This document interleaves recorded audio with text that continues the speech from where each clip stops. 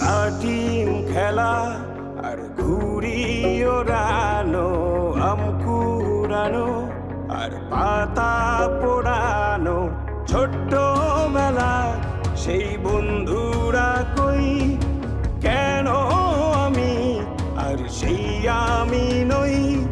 আজ অনেক বছর পরে খুঁজে ফিরি,